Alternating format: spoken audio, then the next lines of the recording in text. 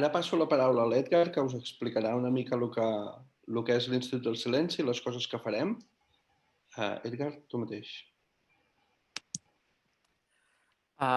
Sí, a veure, fa temps amb l'amic Joan Ola, que després l'Elisa segurament en parlarà, vàrem decidir doncs, que calia fer arribar a la gent la importància del silenci com a eina, com a recurs per viure més bé. Al final, tots el que volem és viure més bé, trobar la bellesa, no? Des de la part més estètica fins també, i se n'ha parlat, d'aquesta part, diguéssim, segurament més, com es diu això, més sanadora, més que estiguem cada dia més bé, i el que volem és senzillament acostar tot això a la gent. Com s'ha dit, vivim en una societat molt sorollosa, tot és fressa, tot és soroll, cada cop costa més de trobar, i això, evidentment, té repercussions en la nostra salut, té repercussions en el nostre estrès, i, per tant, volem utilitzar, volem fer arribar aquest silenci a través de projectes, de propostes, d'activitats, perquè la gent pugui aconseguir el que vulgui. Al final, això, com deia, viure bé, treballar a gust, no? A sentir que la vida té sentit, i per això hem parlat també de felicitat. I són coses tan senzilles, però que en veritat costa molt de trobar. Estic segur, evidentment, tot això és a nivell general, però jo és que, clar, fent tallers, fent cursos, tota la meva activitat diària que porto fent des d'uns anys, me vaig trobant això, que molta gent viu, però és que a vegades no sap inclús per què viu, que ho trobo molt fort, no? Vol treballar però no està a gust amb el que fa i fins i tot el seu dia a dia pateix, ja sigui estrès o qualsevol cosa. Evidentment, ara, amb tot el que estem passant, amb aquesta pandèmia, se'ns estan removent totes les estructures, se'ns està removent tot el que creiem i encara aquest terra es torna més fangós. La incertesa, si ja sabíem que la vida era incerta, doncs la vida es torna més incerta. De fet, tot aquest projecte d'alguna manera ve d'una frase de l'amic Jordi, que és anem pel Pedregar. Segur que en Quim la recorda bé, però és que realment, si mirem tot plegat, sembla que la cosa es complica. I es complica senzillament per la falta també de consciència. Nosaltres el que pretenem senzillament és que la vida sigui bonica, que el nostre entorn sigui bonic. I això es fa, nosaltres ho hem dividit, diguéssim, de poder fer coses per la gent, coses per les empreses, per les organitzacions i també per comunitats. I tenim diferents projectes, ara no els explicaré tots, però, si més no, dir-vos que sí que, diguéssim, per les persones tenim preparats conferències, retirs, espais per retrobar i aprendre a utilitzar aquest silenci pel benestar mutu.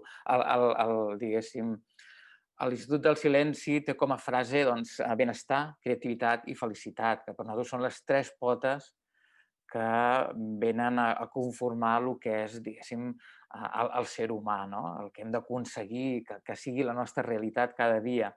Per les empreses i organitzacions ja estem desenvolupant projectes relacionats, per exemple, en construir departaments de desacceleració. Sembla com no tonto, pensar, una ment normal podria pensar és que ens hem d'accelerar, hem d'anar a tope per produir, per guanyar, però és que a vegades hem de parar i això ho veiem amb la nostra pròpia vida.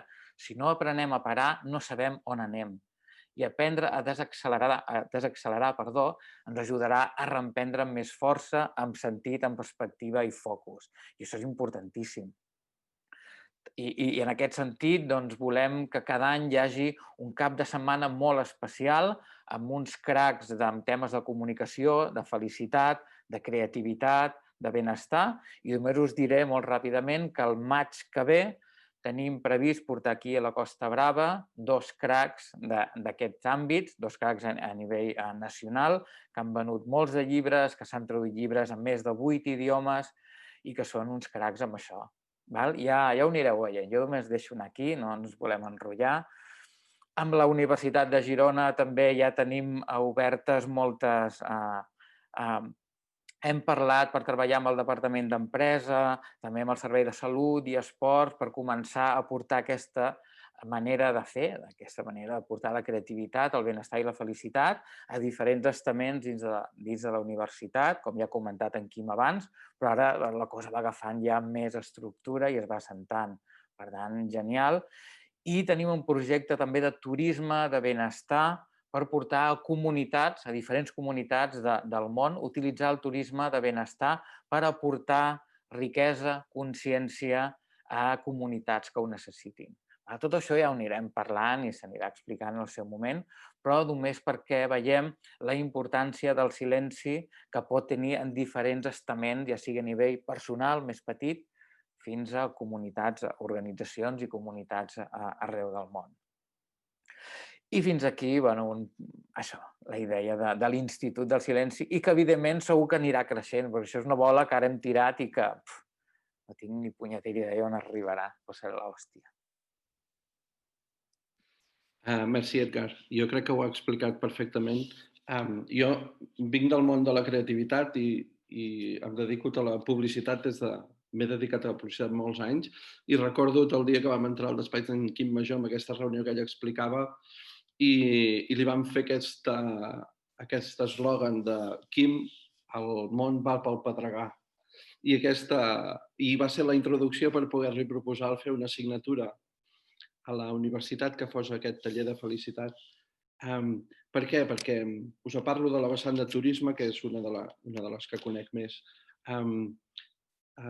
El turisme, ja ho deia Chies, és el negoci de la felicitat. És a dir, hi ha gent que ens dona diners, els que ens dediquem al sector turístic, perquè durant un temps aquest espai tan valuós per ells, que és les vacances, que tristament és... Ara aquí faré un mortal endavant. Tristament és valuós perquè jo crec que hauria de ser valuós cada dia de la vida, però això és una altra història. Ens donen diners per fer-los feliços. Llavors, si tu no ets feliç, com pots fer feliç en algú? Llavors, aquesta va ser una mica l'argumentació que li vam fer en Quim per intentar que aquesta gent jove que tenim a la Facultat de Turisme aprenguessin a ells mateixos com ser més feliços des de la meditació, des del silenci, per poder fer feliç a la gent que ens ve als establiments turístics de la Costa Brava. L'altra cosa que us volia comentar és que jo la primera vegada que vaig entrar en contacte amb el món del silenci, la meditació, etc., va ser quan tenia 27 anys. Això fa molts anys, vull dir, llavors ara es parla molt de meditació i tot això, però abans érem gent molt estranya els que ens vam interessar per aquest món. Llavors jo m'he dedicat sempre a la creativitat, però curiosament mai ho havia relacionat amb el silenci i la meditació, mai. Llavors me'n vaig anar a viure a la Índia fa 5 anys, amb la meva companya.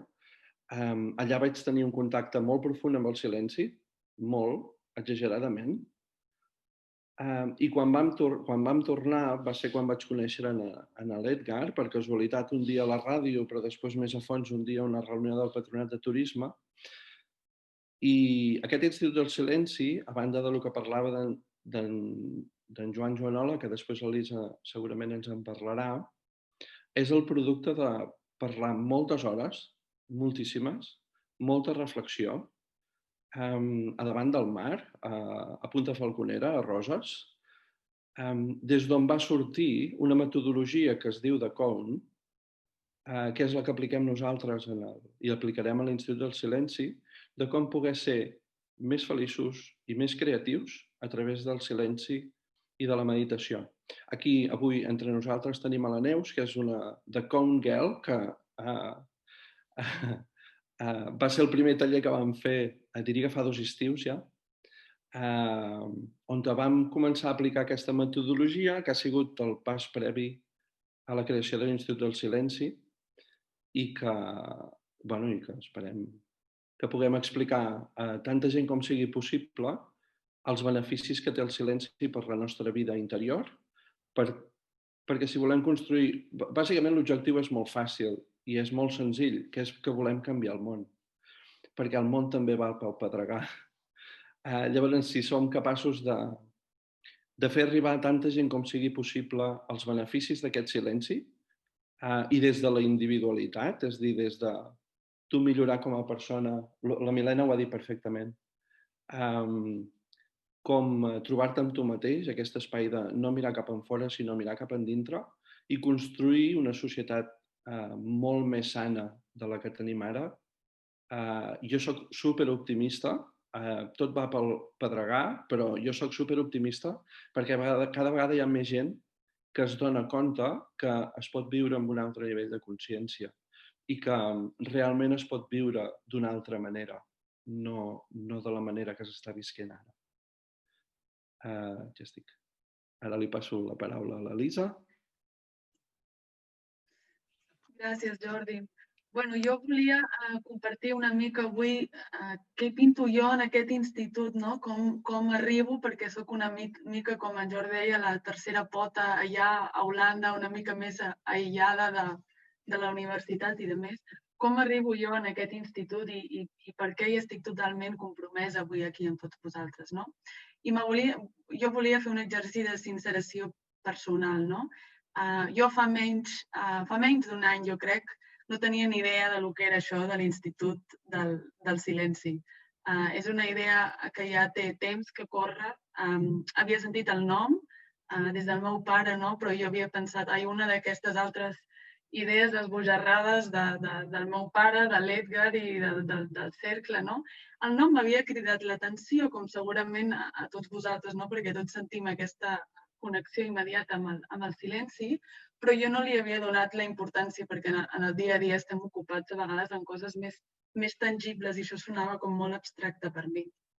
Al marxar el meu pare, que va marxar molt sobtadament, jo em vaig comprometre jo mateixa, per mi, que jo volia donar continuïtat als seus projectes i a les seves idees, no? M'hi vaig endinsar totalment i per mi era com una manera de mantenir-lo viu en ell. Il·lusa de mi perquè en els últims mesos el que m'he donat és que en el fons era ell que m'estava com guiant per mantenir-me viva en mi. I bueno, quan jo anava explorant i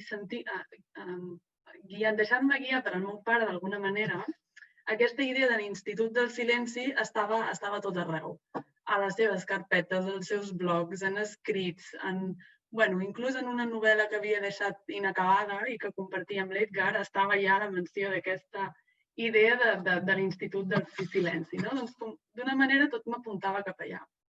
I pensava que, valgui la redundància, jo crec que jo sense un silenci absolut no hagués mai trobat aquest institut, perquè en l'últim any vaig desconnectar totalment 2 cops a l'any, vaig parar la feina, parar la rutina diària per tornar en els paisatges empordanesos i no volia saber res de ningú. Buscava com desesperadament el silenci.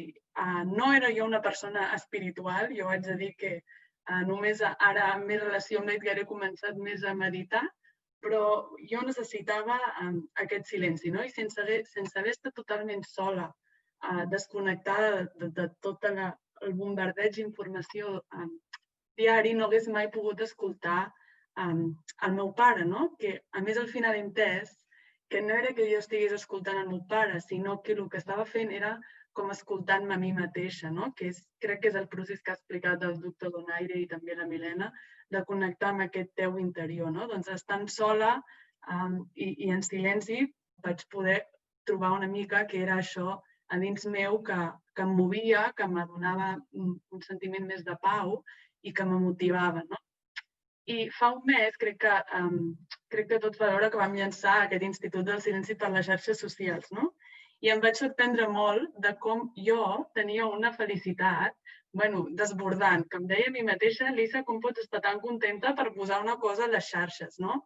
Però és que tot això que m'ha portat el Jordi i l'Edgar i les eines que em comparteixen i com em guien, m'ha donat com una vitalitat, com un sentit, i m'he donat que és perquè ja no estic en aquest institut només per al meu pare, que evidentment és gràcies a ell que estic, sinó que ara jo, com a Lisa Joanola, jo crec fermament en aquest institut, no? Sento, per mi, el que és ser com a cofundadora, tenir l'honor de ser cofundadora d'aquest institut, per mi és ser part d'un institut que sento que aporta una solució, no? Que sento que des del coneixement i des de l'experiència que he pogut veure personalment de l'Edgar i del Jordi, aporten solucions constructives, però també d'una mà molt propera a la part des de l'amor, des de la sinceritat, no? I des de la total transparència i bons sentiments. Per mi, veig que és una bomba d'idees, però que no es queden en l'aire, sinó que fan un supertàndem i és molt bonic per mi veure que és un institut d'idees, però que també s'aterren i s'implementen. Per mi aquest institut, el que ha sigut per mi és que m'ha escoltat, m'ha fet més feliç i m'ha ajudat a sanar. I a més veig que tenen les eines per poder-ho fer arribar a més gent, no? Doncs jo estic supercontenta de poder-ne ser part i amb moltes ganes de veure florir més aquest institut i de veure com més gent es beneficia com jo, no? De les eines que el silenci i l'institut tenen per fer-nos sentir més bé i més feliços, no? Que jo ja començo, els he batejat en els dos com el meu doctor benestar i doctor felicitat, no? Així que aprofito per donar-los les gràcies als dos per haver-me involucrat tant en això. Gràcies.